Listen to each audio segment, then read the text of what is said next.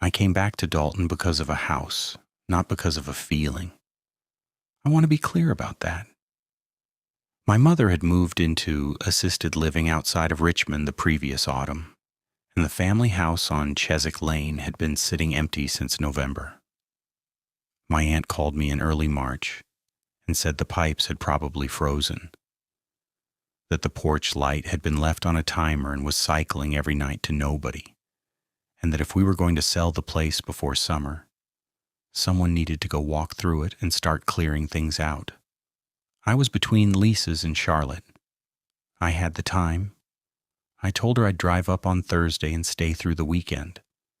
It's a 4-hour drive from Charlotte to Dalton if you take the state roads, which I did because the interstate adds 40 minutes of nothing through the Piedmont, and I didn't feel like sitting in merged traffic outside of Greensboro. I got into town around 7 in the evening. The light was almost gone.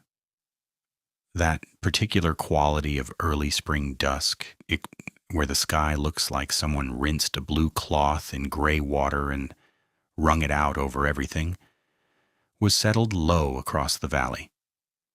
Dalton sits in a shallow bowl between two ridge lines that don't have names anyone uses, and at dusk, the town looks like it's been placed at the bottom of a palm. You come in on Route 11 past the Tractor Supply and the newer gas station they built in 2014, and then the road narrows and the buildings get older and closer together. And by the time you reach the town center, you're driving under oaks that have been there longer than the sidewalks. I passed the clock tower without thinking about it. It's been there my whole life.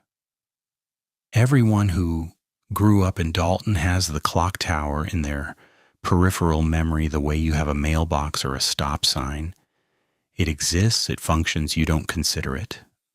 It sits at the intersection of Main and Archer in a small triangular green, surrounded by a low wrought iron fence that's been painted black so many times the bars are noticeably thicker than they should be.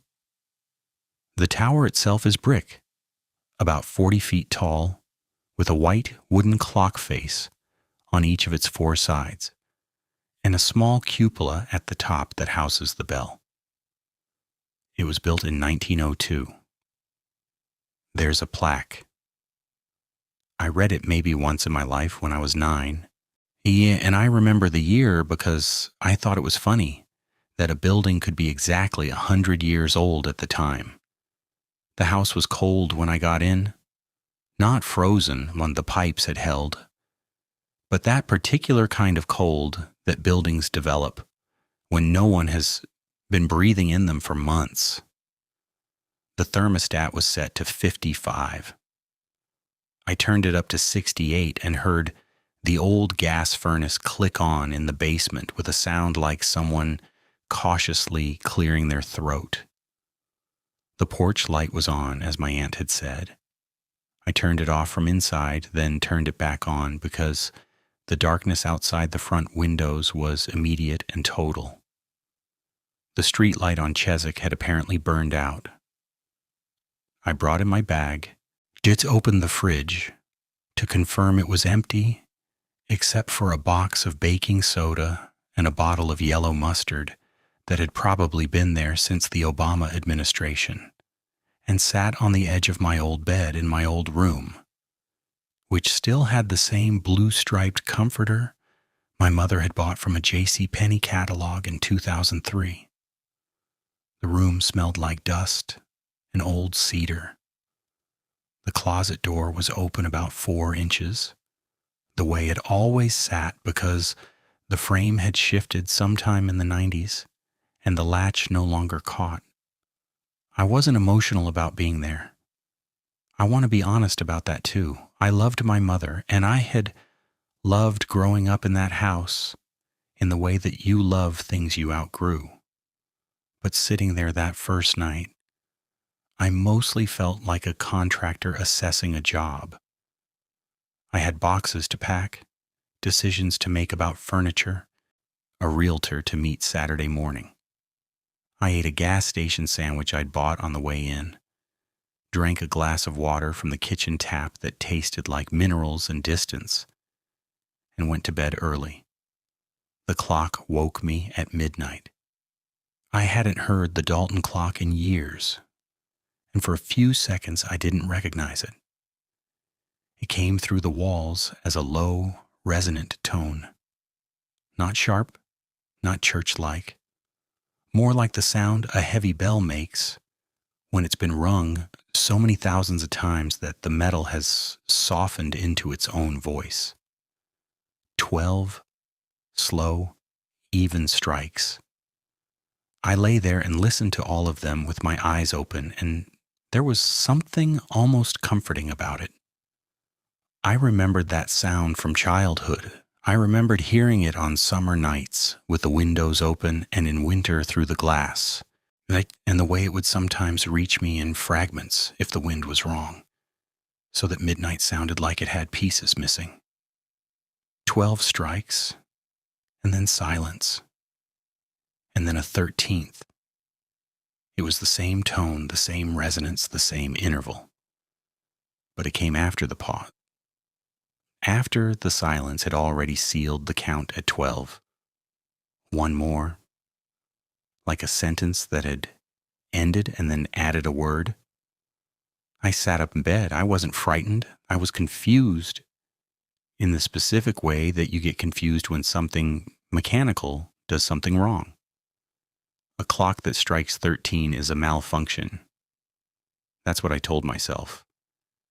And I believed it, and I lay back down and fell asleep within 10 minutes. The next morning, I walked into town to buy groceries and coffee. The IGA on Broad was still there, but had been rebranded as a Foodway. And the inside had been rearranged in a way that made me feel like I was navigating someone else's memory of the store. I bought coffee, milk, bread, eggs, a bag of apples, and a package of turkey from the deli counter. The woman working the register was around 60, and something about her face was familiar in the way that many faces in Dalton are familiar. You can't place them, but they're made from the same genetic clay as everyone you grew up around. I asked her casually whether the clock tower had been having problems. She looked at me over the tops of her glasses. Problems how? I heard it last night. It struck 13 times. She didn't react the way I expected. She didn't laugh, and she didn't look confused. She looked at me for one extra beat, and the way the clock had given one extra chime. And then she said, "It does that sometimes," and handed me my change. I didn't push it. I walked home along Archer Street and past the tower again. In the daylight, it looked exactly as I remembered. Brick, white clock face, black iron fence, a few weeds growing through the concrete pad at its base. The time on the face was correct. 10:47. I stood there for a moment and looked up at the cupola where the bell sat, and I noticed that there were birds. Starlings, I think, sitting on the ledge around the cupola, perfectly still, facing outward in a ring, like sentries. I didn't think much of it at the time. That day I started on the house. I worked through the downstairs first. Kitchen drawers, the coat closet, even the built-in shelves in the living room where my mother had kept decades of books and ceramic figures and framed photographs that nobody in the family had ever asked for. I filled 4 boxes and 3 trash bags before lunch. The work was numbing in a useful way. By mid-afternoon, I'd moved upstairs to the hall closet, where I found a box of my father's old things. He'd died when I was 11, and I sat with it for a while but didn't open it. I put it aside for later. There would be time. Around 5 o'clock, I took a walk.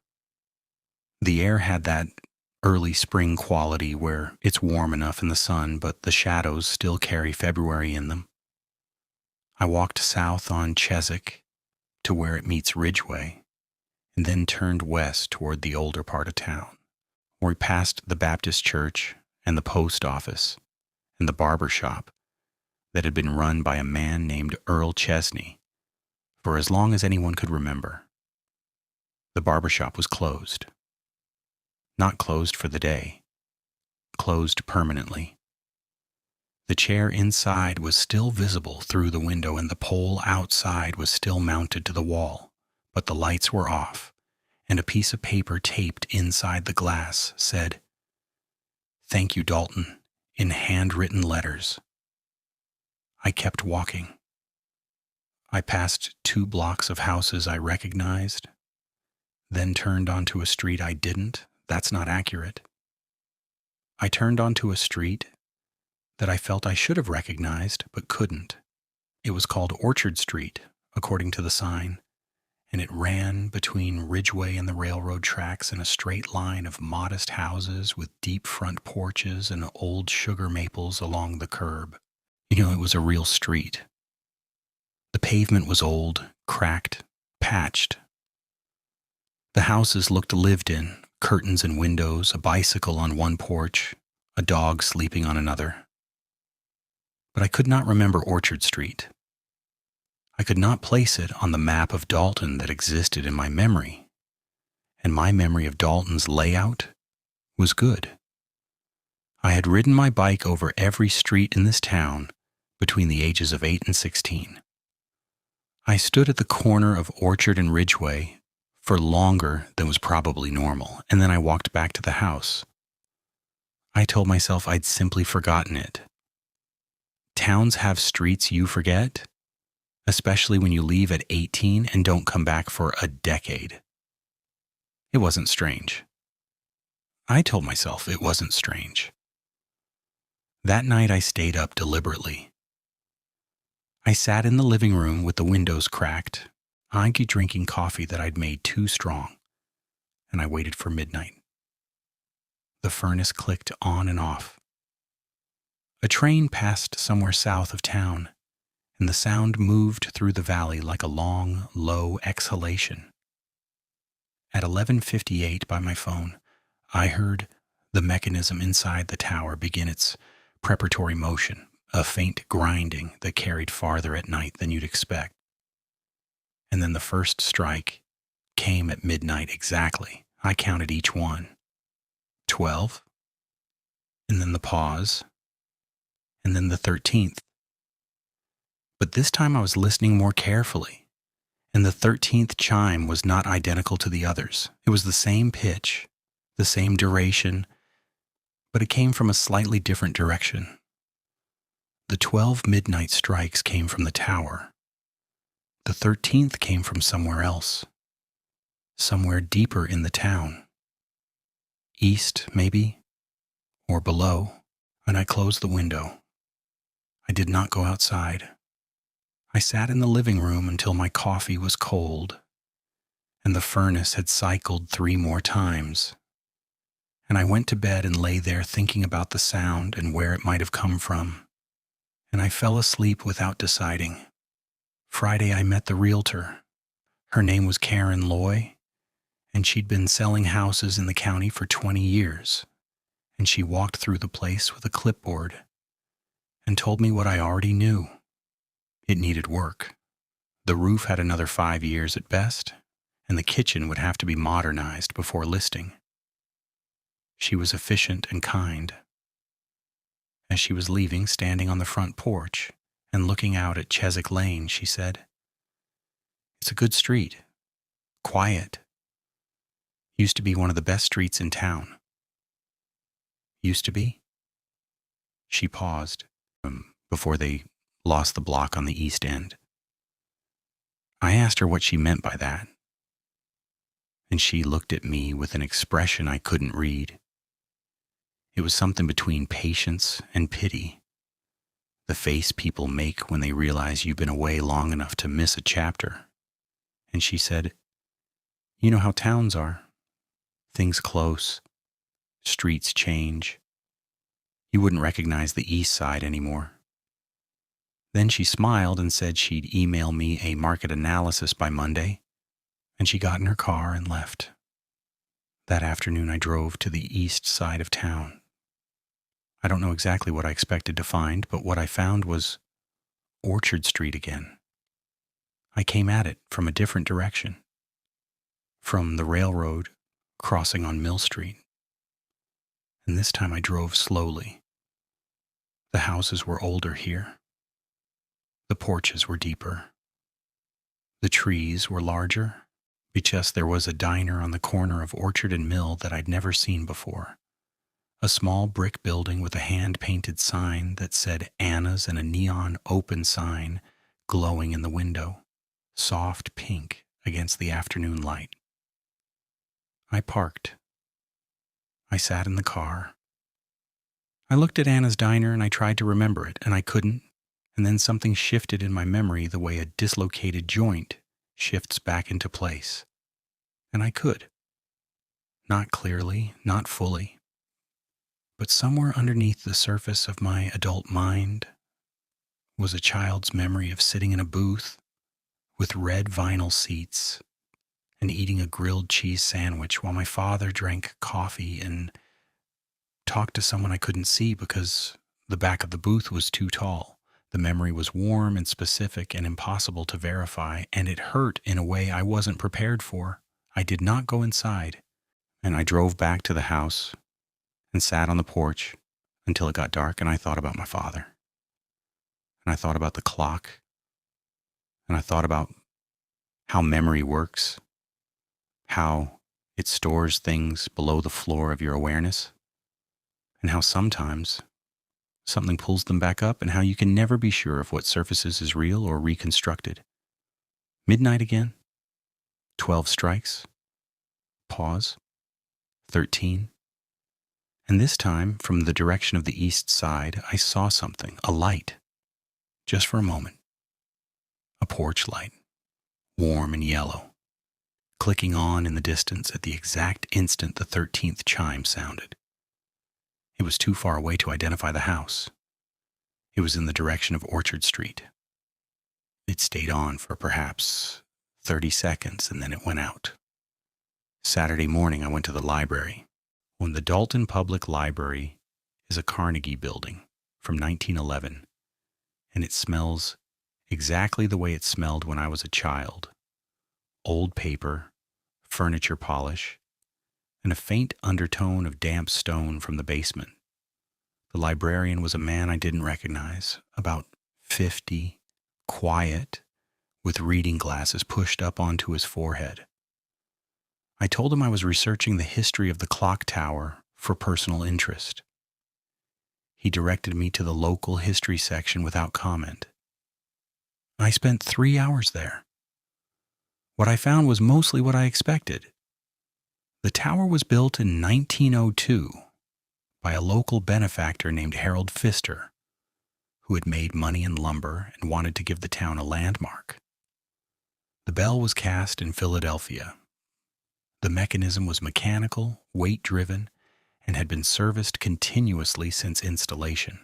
There were photographs of the tower from various decades, 1920s, 1940s, 1970s, and it looked the same in all of them. But in the 1997 volume of the Dalton Historical Society's annual pamphlet, I found a paragraph that made me stop.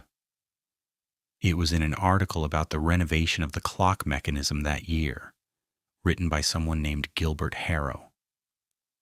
The paragraph read, "During the 1997 renovation, the original strike plate was examined and found to be in excellent condition despite 95 years of continuous use. The plate shows 13 strike marks in its rotation cycle, though the clock has been calibrated to strike a maximum of 12 since its installation. When asked about the additional mark, the original 1902 engineering drawings held by the Pfister estate, he confirmed that the mechanism was designed with a 13 strike capacity. No documentation has been found explaining why. I read that paragraph 4 times. Then I photographed it with my phone and returned the pamphlet to the shelf. I found Gilbert Harrow's name in the phone book. He was listed on Birch Lane, which was 3 streets from my mother's house. I drove there and knocked on his door at 2 in the afternoon. He answered on the second knock. A thin man in his 70s, with white hair and a flannel shirt, and the kind of hands that have done mechanical work for decades. I told him who I was, that my mother was Mary Calloway from Chiswick Lane, and that I'd read his article about the clock renovation. He invited me in. His house was warm and cluttered in the way that old men's houses are when they live alone. Stacks of newspapers, mugs on every surface, a television on with the sound off. He made coffee that was weaker than mine, but hotter. And we sat at his kitchen table. You're hearing the 13th strike, he said. Not a question. I told him I was. He nodded slowly. It started again about a week ago, maybe 10 days. Again? He looked at his coffee. The clock has done it before, not regularly, not for a long time. Last time was in the 80s, I believe, maybe 86 or 87. I was younger then, and I didn't pay the kind of attention I should have. He drank. The mechanism has the capacity for 13.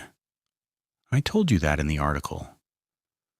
What I didn't write is that it also has the capacity to activate on its own. Wuchu, the 13th strike isn't connected to the main calibration. It's on a separate cam. And that cam is not supposed to be able to engage without manual intervention, but it does. You're saying it just starts on its own? I'm saying I've inspected it 3 times and there's no mechanical explanation for it engaging. The cam moves, the bell strikes, and then things start coming back. I set my coffee down. What things? Gilbert looked at me with steady, tired eyes. You've already seen it, or you wouldn't be here. I told him about Orchard Street, about the diner, about the porch light that appeared at the 13th chime. He listened without interrupting. And when I was done, he leaned back in his chair and said, Orchard Street hasn't existed since 1994. He let that sit between us, with the television flickered silently in the other room. There was a fire, he said, big one. Started at the old Savings and Loan on the corner of Orchard and Mill and spread east along the whole block. Took out the diner, took out 6 houses, took out the Mercer family's place where 3 people died. It was the worst thing that ever happened in Dalton.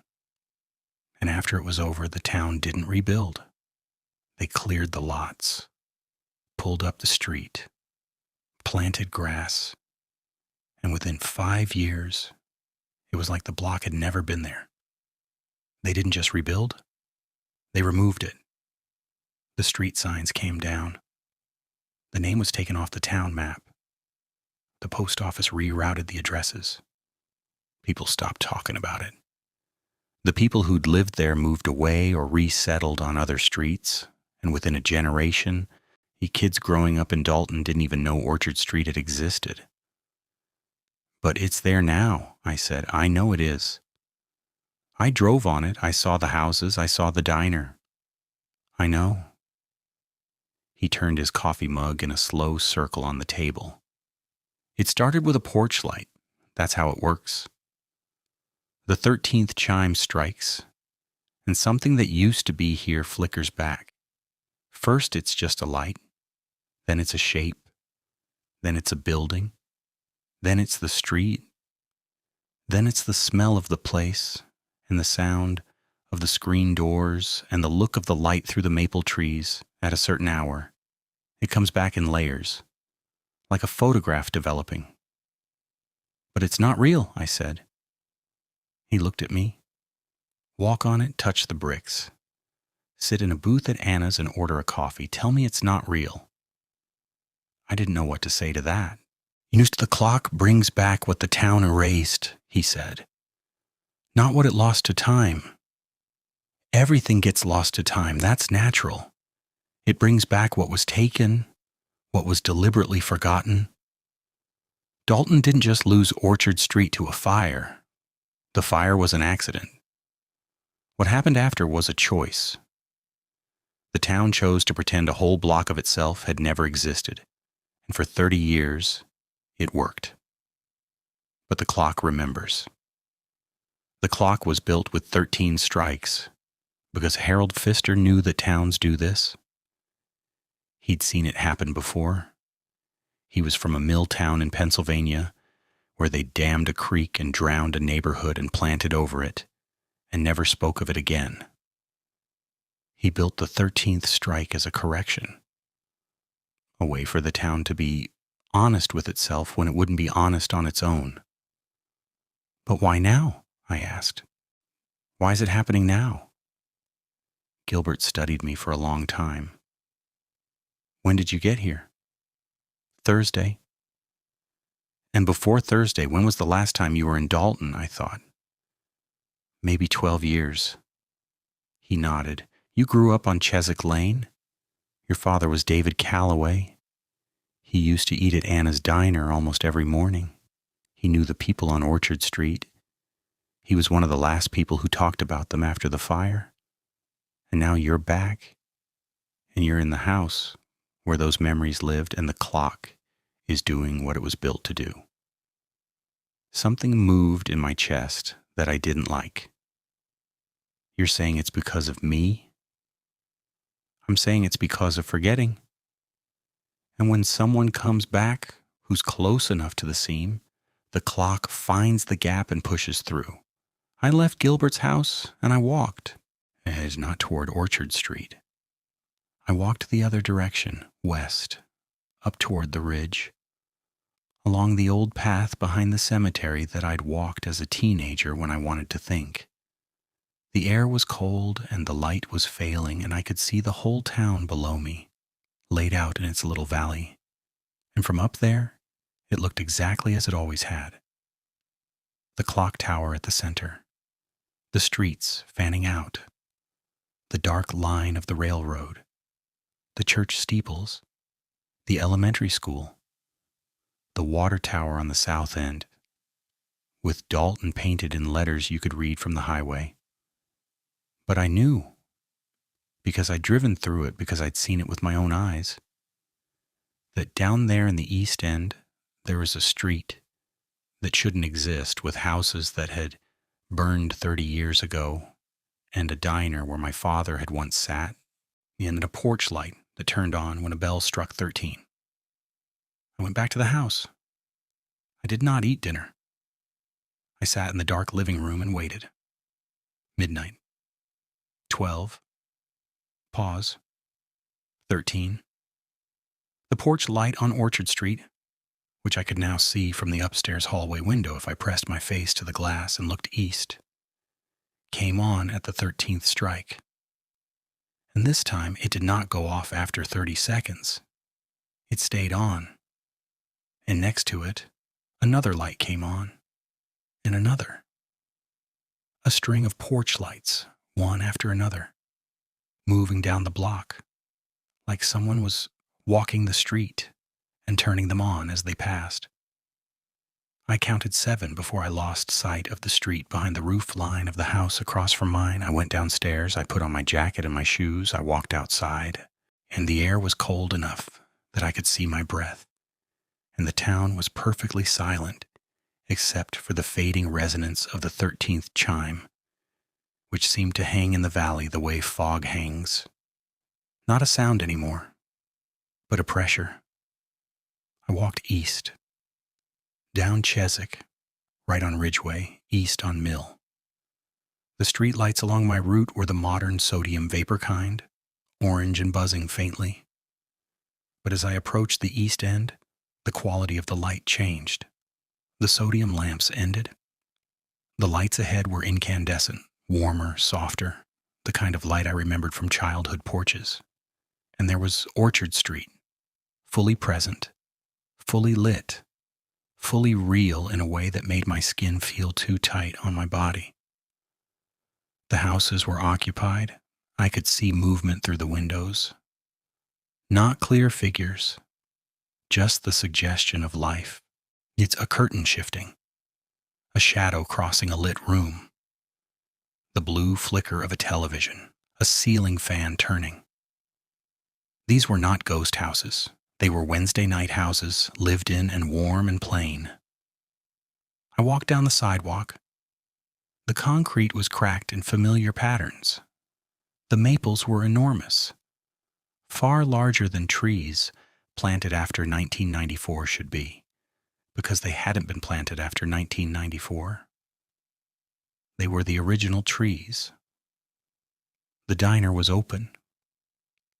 Through the window I could see the counter with its chrome stools and the chalkboard menu on the back wall, and a woman standing behind the register, middle-aged, dark-haired, turning a page of a newspaper. I went in. The bell above the door rang. The woman looked up. She smiled at me the way diner women smile at everyone.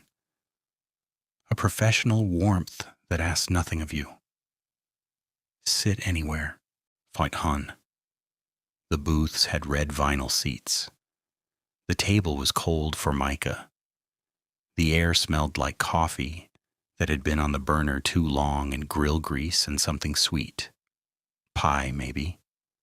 A radio behind the counter was playing something country and soft, and I couldn't identify the song, but it sounded old and it sounded right. I sat in a booth. I put my hands flat on the table. The surface was real. The cold was real. The smell was real. The woman brought me coffee without asking. She set it down in a white ceramic mug with a brown ring inside it that could have been from years of use. "You're new," she said. "I used to come here when I was a kid," I said, "with my father." She looked at me more carefully. "David's boy?" The sound of his name in her mouth, said casually, as if he might walk in the door, did something to me that I can't describe accurately. It was not sadness. It was the thing underneath sadness, the foundation that sadness is built on, which is the understanding that the person you've lost existed in rooms you no longer have access to, in conversations you weren't part of, in an ordinary world that closed behind them when they left. "Yes," I said. She nodded. "He sat right where you're sitting, every morning. Black coffee and wheat toast, and he'd read the paper back to front. Started with the sports." She smiled. "He was a good man." "He was." She leaned against the counter across from me.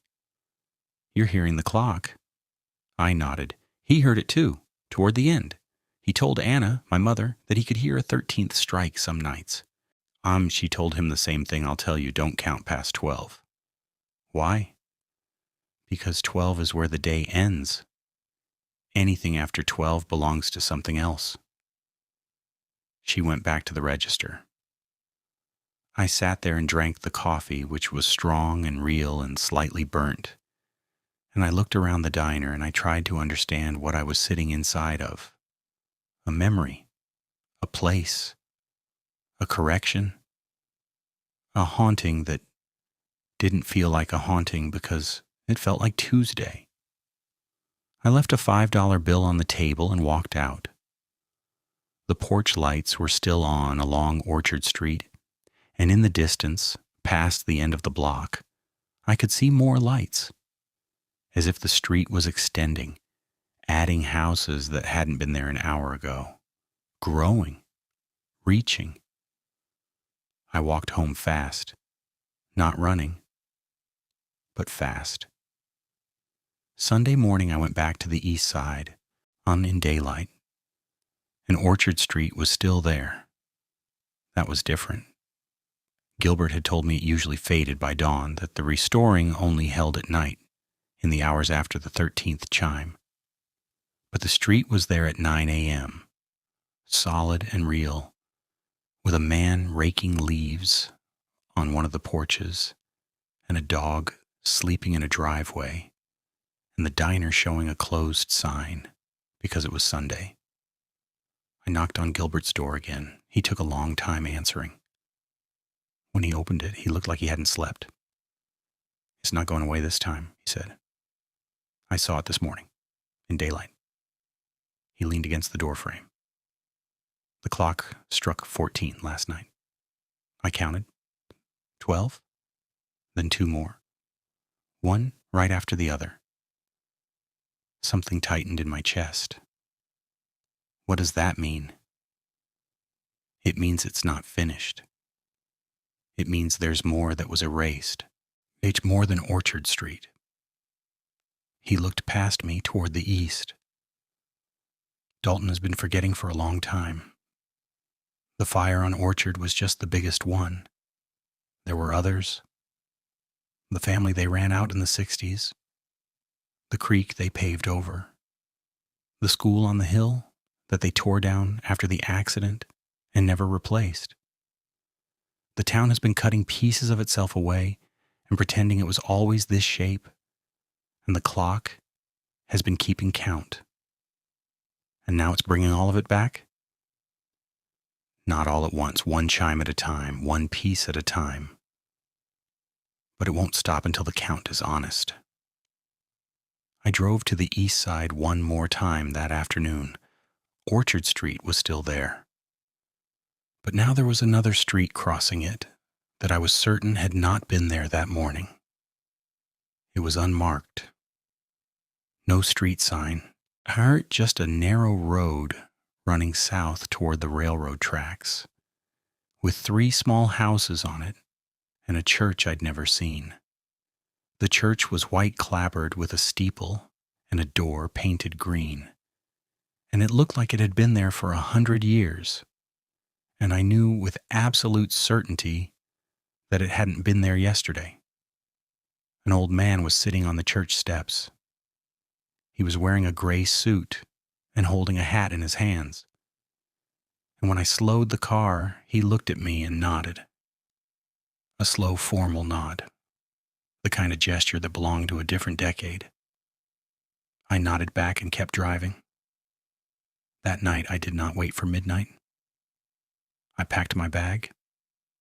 I loaded the boxes I'd already filled into the trunk of my car. I wrote a note for the realtor and left it on the kitchen counter, or I turned off the furnace and set the thermostat back to 55 and turned off the porch light. Then I turned the porch light back on. I don't know why. Something about leaving the house dark felt wrong. I drove out of Dalton at 11:40 p.m. I took Route 11 west toward the highway, and as I climbed out of the valley, I could see the town below me in the rear view mirror, and the clock tower was lit the way it always is at night, the white face glowing against the dark brick, and the town looked like a town. At midnight, I heard it. Faintly through the closed windows, across the distance I'd already put between myself and the valley. 12 strikes, and then the 13th, and then the 14th, and then a 15th. In the rear view mirror, the town was not the same size it had been a moment before. There were more lights, more streets, more of it, as if the valley were filling up from the bottom, as if the town were remembering itself into a shape larger than any map I'd ever seen. I drove faster. I did not count the remaining chimes, but they kept coming, each one a little farther behind me, each one a little harder to hear, and I did not stop until I was an hour south, sitting in a gas station parking lot in a town I'd never been to, with my hands shaking on the steering wheel and the radio on to fill the silence. I have not been back to Dalton. My aunt found a local company to handle the house clearance. The realtor sent me the market analysis as promised, and I signed the papers electronically. The house sold in June to a young couple from Roanoke. I thought about calling them. I didn't. But some nights, at midnight. One day I lie in my apartment in Charlotte and I listen. The city is loud enough that I can't hear much beyond traffic and air conditioning and the ordinary sounds of a building full of people living their lives. But sometimes, in the gap between midnight and the first minute after, I think I hear something. Not a bell, not a chime, just a pressure, a low, soft tone that sits below hearing, the way a memory sits below thinking, and it lasts for exactly one beat longer than it should. I looked up Dalton on a map last week. The satellite image is from 2024, so it's a couple years old. The town looks the same as it always did. Main Street, Archer Street, the clock tower at the center, the railroad to the south. But in the East End, where I know the cleared lots should be, where Orchard Street was erased and grassed over and forgotten, the satellite image shows something. It could be a rendering glitch, it could be a shadow from the ridge at the wrong time of day, but it looks like rooftops. Small, close together, lined along a street that isn't labeled. I close the map. I haven't opened it again. I think about what the woman in the diner told me. Don't count past 12. And I think about what Gilbert said, that the clock won't stop until the count is honest. And I think about my father sitting in that booth every morning, reading the paper back to front, starting with the sports, drinking black coffee in a place that the town later decided had never existed. The clock is still striking. I know it is. I can't hear it from here. Not really. But I know it the way you know a sound you've been carrying in your chest. Not in your ears, but in the part of you that remembers what midnight means in a town that chose to forget and is now, slowly, whether it wants to or not, being made to remember. I don't know how many chimes there are now. I don't know how much of the town has come back. I don't know if the couple from Roanoke can hear it, or if the clock only speaks to people who are close enough to the seam. I don't know if what's returning is good or if it's just true, and whether there's a difference.